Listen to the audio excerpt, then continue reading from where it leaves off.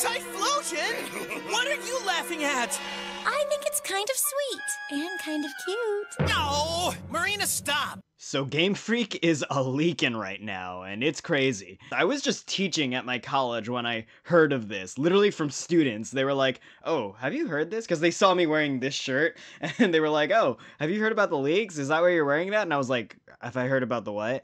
And lo and behold, there's a treasure trove of stuff about Pokemon that has gotten released. And for those of you who don't know, I'm a huge fan of Pokemon. I absolutely adore the series. But man, I've heard some things involving some Gen 2 fire starters, and boy, I need to jump in and see this stuff for myself. So, let me know if you want me to go through the leaks. I'm actually very curious, about, the more innocuous stuff.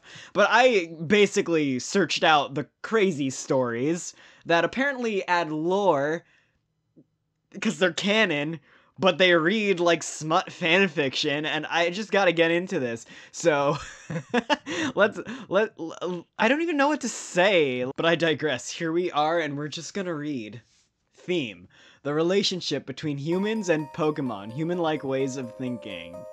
Oh, geez, so, by the way, Central, I think it's called, yeah, Central Leaks is where I've been getting most of this information from, but there's so much on Twitter, all over, people reposting stuff.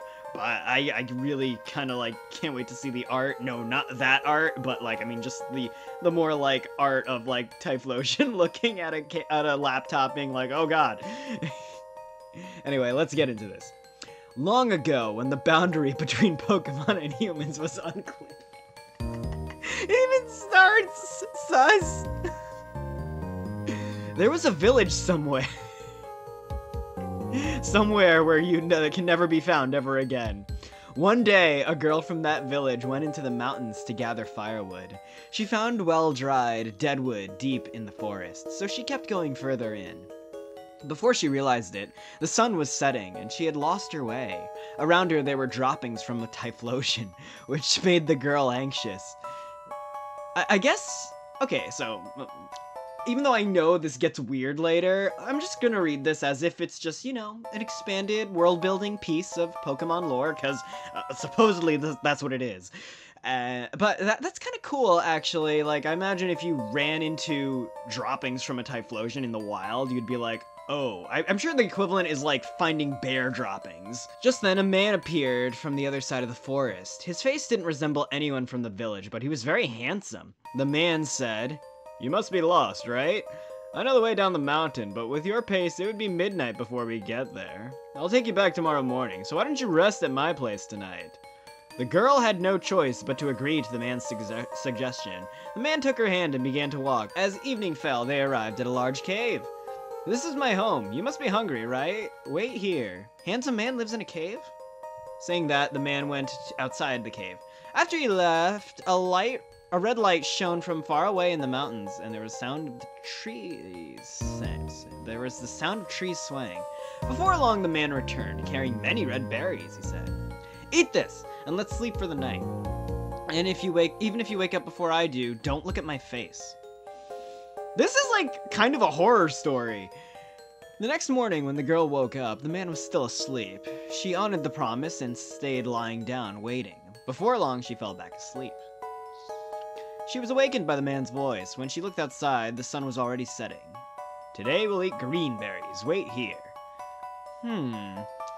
With that, he went out of the cave. After he left, the same red light shone from far away, and the sound of trees swaying echoed once more.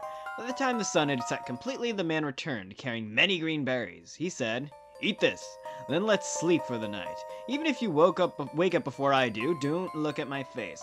It's kind of interesting. It almost reads like a fable, This reads like, oh, do I have it on me right now? Hang tight. I can't find it right now, but I have this book, Ovid's Metamorphoses. It's ancient Roman stories about the Greco-Roman gods and weird stuff they do with humans. Anyway, this is reading like one of those, which it's interesting, I'll say that. The girl expressed her concern that her family would be worried and that she wanted to go home soon. The man yawned widely and tapped her on the head. At that moment, she completely forgot about her family and home. What? The two of them ate the green berries, together and then fell asleep.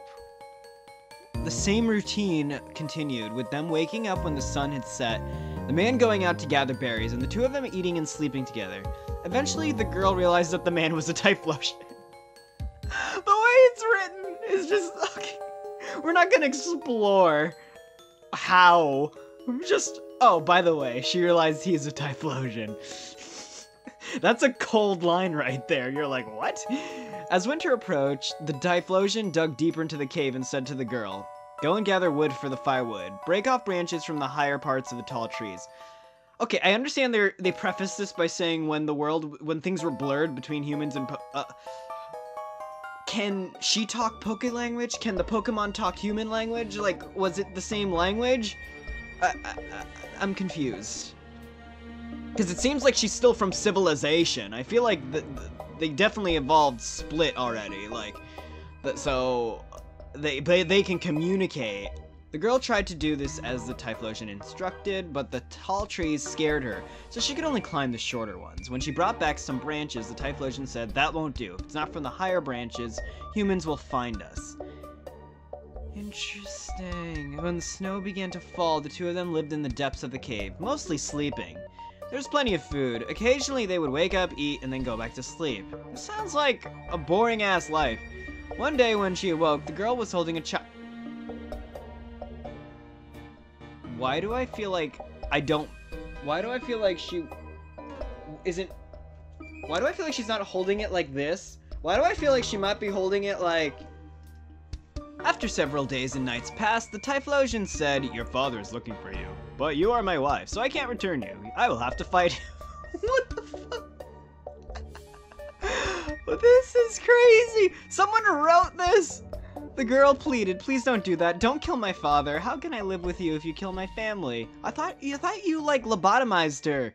You're a good person, so please stay here with me and sleep." "Alright, let's stay here and sleep." The man nodded. The next night, the Typhlosion woke the girl and said, "Your father's close by. Go and see." This is so weird. When the girl went outside, a snowstorm was raging. She climbed a low tree and broke off a branch. When she returned to the cave, the Typhlosion was singing a song she had never heard before. "You broke off a branch, didn't you? Soon your father will come here. I'm going to do something bad to your father. If I am killed, take my eyes, my voice, and my heart. Build a fire at the spot where I was killed and burn them. And while they burn, sing this song until the fire goes out." Oh, what is... this is so trippy. This went from 0 to 1,000. The girl said, "Please don't do it. Don't kill my father. If anyone is to be killed, let it be you. Goodbye. We will never meet again." Oh, the Typhlosion said that. With those words, the Typhlosion went outside. After a while, there was a loud noise. When the girl looked outside, she saw that her father had killed the Typhlosion. She rushed out and said to her father, "Father, you have killed my husband. I have been living with him all this time. He was my husband. Please give me my husband, the Typhlosion's eyes, voice, and heart." The girl built a fire at the place where the Typhlosion had been killed and put his eyes, voice, and heart into the flames. She sang the song the Typhlosion... I better see this in a random library in the next Gen 10 game.